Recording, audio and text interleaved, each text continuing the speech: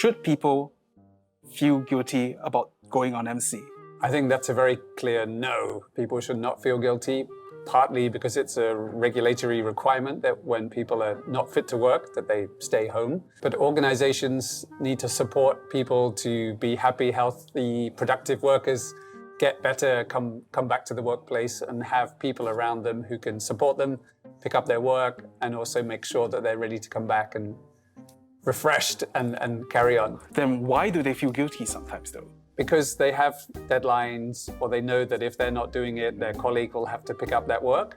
But that's the nature of work. When you're sick, maybe they'll pick up the work. When they're sick, you'll pick up the work. So it's really important that teams work together, a team with their manager or within the organization, that we can get the work done, even though somebody is offline because they're sick and need time to recover. Now, how can organizations help to really foster this culture and really put the balance in place? From the top, leadership shadow, setting clear policies, but also making sure that those policies are fully understood. So communicating those is as critical as having them in the first place.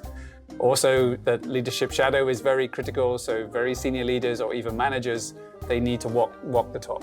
How do you suggest organizations can really make that balance, especially for roles that are a bit more critical? The nature of work, I think, is very important, because if you are frontline staff, maybe doing very sensitive work, it's very important that those organizations have very clear resource planning and capacity planning.